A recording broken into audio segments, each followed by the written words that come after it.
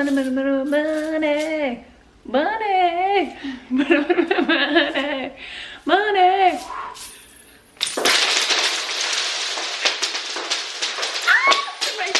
Next year, I am going to be taking on the 14 state-long Appalachian Trail. I expect it to take me somewhere around 5 to 6 to maybe even 7 months to tackle this whole long trail. How are you even going to afford this, and especially afford this on a teacher's salary? Today, I am here to actually answer that question. How I've saved up for this Thruhike, this crazy adventure. Let's do it. So if you guys watched my video where I talked about why I wanted to hike the Appalachian Trail and how I learned about the Appalachian Trail, then you guys know that I have been saving up and I've been researching and I've been looking into the AT for a very long time, since 2019 actually. I know in that video I said 2018, I meant to say 2019, but anywho, so one of the major things I've been doing before trail to have enough money to afford this Thruhike is to actually save up money. So I've been taking a little bit out of each paycheck, pulling it out and putting it into a savings account and not touching it. I'm not allowed to go to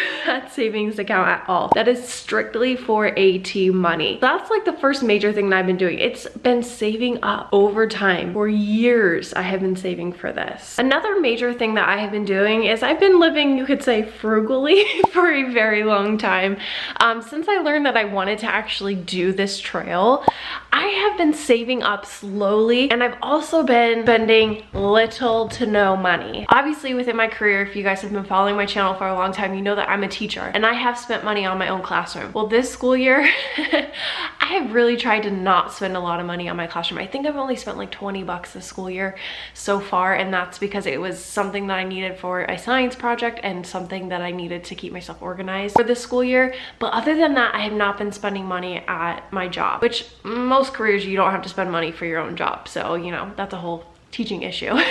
But with that being said, other than my job, I have really been trying my best to not spend a lot of money in other areas as well. So I've been really trying to just eat at home. I have been trying to cook at home and not eat out. I have invested in getting some to-go mugs so I don't spend money on Starbucks, because you guys know I love Starbucks. Yeah, that's been the biggest struggle is to not buy Starbucks every morning going to work. Hopefully that will help me save a little bit of money there as well. So that's another major thing, just cutting costs of like eating out. Another really sad thing is I actually quit Orange Theory Fitness. I know, OTF, I'm so sad about it. I love Orange Theory, and honestly, I'll be back after trail. I really will. It's just so expensive, and realistically, I can do a lot of those workouts at home and plan on myself. I have been in the fitness realm for a very long time. Since I was a kid, I've been playing sports, so I know how to lift and I know how to work out and I know how to build a workout gym routine. It's just a matter of actually doing it. So I quit Orange Theory like a month or two ago. It was really sad going in there and quitting, you know, saying bye to the manager and all that. And I was like, but don't worry, I'll be back after trail and all this. So that cut a major cost, because honestly, that cost like 160 bucks a month to like go there for my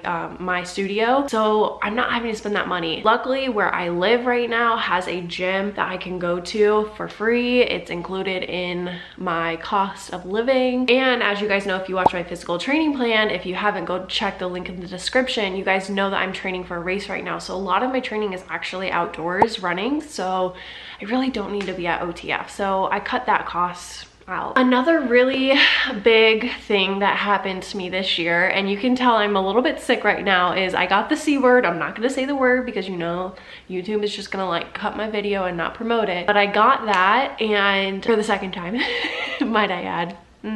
Just love my job. Just love my job. Anywho, so I ended up getting, you know what, and I was not able to go to my trip to go to Ireland that I have been planning for a very long time.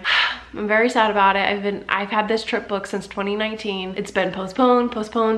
Finally, we were able to go, and I got the C word the day before going. So I was not able to go. Luckily, I had insurance on the trip, so hopefully I should be hearing back from the insurance company any day now. And by the time you guys are watching this, I should have heard back by now. And if not, I don't know what's going on in the world. But that cancellation of that trip and getting that money back, I'm putting all that money towards the Appalachian Trail. Taking literally, it's a big chunk of money too, because it was an expensive Ireland trip. Taking all that chunk of money I'm getting back, and I'm putting it towards my Appalachian Trail fund in my savings account. That obviously helped me out, and not everyone is gonna have that situation, but you know, thinking about trips where you can cancel trips here and there or not taking trips here and there, that money that you would have spent on the trip, you can definitely put it towards the Appalachian Trail, which is what I'm doing. So with that money plus all the money I've saved up from being frugal and from saving up for years, I should have over $6,000, which is what the ATC recommends. The ATC recommends about $1,000 per month, and for about a 6-month journey, that's about $6,000. I was watching another YouTuber the other day who made a video about this, and her name's Gabby Sarah. I'll link her channel down below. But she actually, I hope I'm saying her name right, by the way. But she is actually saving up a little bit more, obviously with price inflations and everything getting so expensive nowadays. So I'm actually doing the same thing. So I'm saving a little bit extra. So yes, I have enough saved from before plus my insurance costs, but I'm continuing to save because you never know what's going to happen in the world. Things might really increase in prices, and like, you know, best case scenario, I'll have extra money saved up for after trail life and we'll be good to go there. So another major thing that I have been doing to save up is obviously making these YouTube videos. So you guys know that I have been making YouTube videos for a very long time if you've been following my channel, and I've recently switched my content to be more Appalachian Trail friendly, focusing on all my gear. If you haven't watched those videos, check the description. But making these videos does give me a teeny eensy little bit of extra change to help out with saving up for the Appalachian Trail. So that's another thing that I have been doing pre-trail to save up extra money. Another great thing that I have been doing pre-trail is actually keeping track of what money I need to save up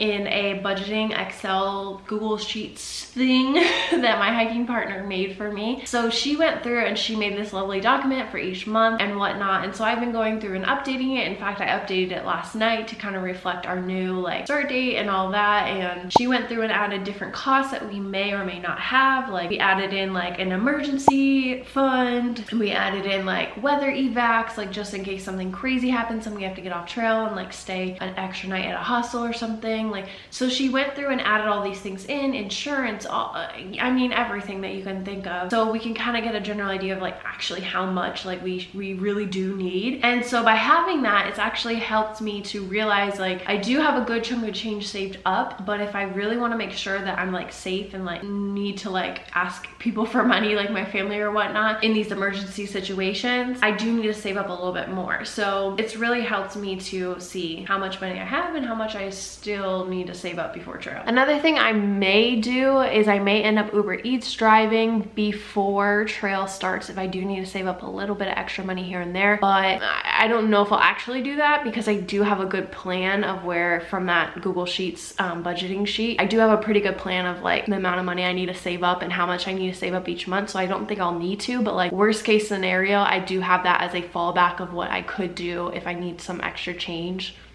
So that is kind of my game plan for pre-trail, how I'm saving up money, how I am going to budget for the trail and make sure that I have enough money to get me through all the way from Georgia to Maine. But obviously things could happen and we may or may not need some extra money coming in on trail. So let's talk about what I'm going to do on trail to make sure that I have enough money coming in and that I have enough funds to, you know, do the whole trek, do the whole journey. One of the major things that I'm planning on doing for this through hike is to actually, when I'm out on trail, make sure that I'm limiting the amount of like hotel stays and hostel stays. Don't get me wrong, I still want to make sure I'm showering. I still want to make sure that I am taking care of myself and making sure that, you know, I have a nice comfortable bed every once in a while to stay in, but I am not going to be platinum blazing by any means on the trail. I'm going to try to really limit the amount of times I stay in hostels and hotels. And I say that now, you know, from the comfort of my home, but we'll see what happens actually out on trail. But I'm really gonna try to limit the amount of times I stay in town just because it does add up costs. If I do have the option, I'm going to try to stay in a hostel versus a hotel, so it's a little bit cheaper, but you know, it'll all really depend once I get out there. Another thing on trail that I'm really gonna be focusing on to try to help budget and save money is really focusing on what foods I buy at Resupplies. Because I do have a hiking partner, I am lucky enough that I will be able to communicate with her and we'll be able to like split costs of things like Ziploc Ziploc baggies, random things like that. If we both want to get 2 different kinds of like granola bars or something, like we can split them in half and then, you know, split that so we're not eating the same thing. But without having her there, I still want to watch what I'm buying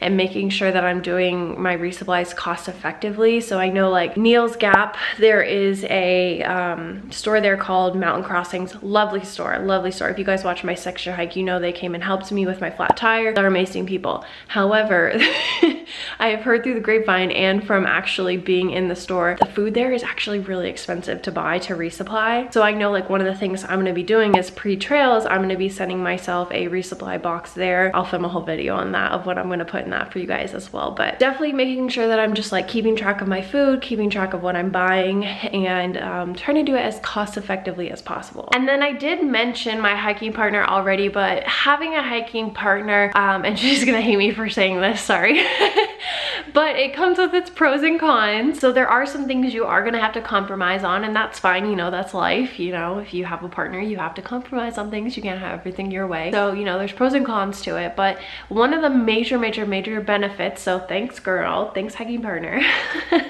one of the major benefits to having a hiking partner is splitting costs. And I kind of mentioned this before about splitting, you know, like cost of Ziploc baggies or cost of whatever that food that we want to split up, but it also helps you save costs for like shuttle rides and if you want to stay in town. So like I know we're planning on staying at Hostel Around the Bend, and Hostel Around the Bend has a bunch of different options to stay there, but one of the major options that you can stay in is a private cabin, and it has 2 beds in it, and the cost of that is essentially the same cost as staying in their bunk room, which would have like a ton of people in it. So because I have that hiking partner, I'm able to stay in a more private room, and it would be pretty much the same price as staying in a bunk.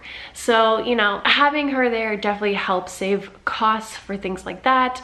Gives me a little bit more privacy for things like that, which is lovely. We'll see how long before she gets sick of me and wants to, you know, kick me to the curb. But, you know, we'll see. But that's another thing that I'm gonna be doing on trail to save money, is having a hiking partner. It really helps. It really does help. One thing I wanted to ask you guys as well, and hopefully you guys are still here, I wanted to ask you guys, what are your like tips for saving money on trail? What are your tips for saving money pre-trail? Like, what are you guys doing? I'd love all the tips and tricks, because, you know, money is one of those things where like some people are afraid to talk about it and whatnot, but on trail you're spending a lot of money, and so I feel like it's something that you should talk about. So yeah, let me know if you guys have any special tips or tricks to help you save money when you're on trail or pre-trail or whatnot. Just let me know in the comments. Next week's video, I'm going to be sharing with you guys why I'm planning on actually vlogging my trip, and you guys kind of got a little sneak peek of one of the reasons why, and we'll talk about that more in next week's video, but there are plenty of other reasons why I'm actually vlogging my whole entire journey. So definitely subscribe, stay tuned for that video. It'll be posted next week on Tuesday, as always. I hope you guys enjoyed this video. Definitely make sure you give it a like if you did. All right, and that is it for this video. I guess I will see you guys next week on Tuesday. Bye.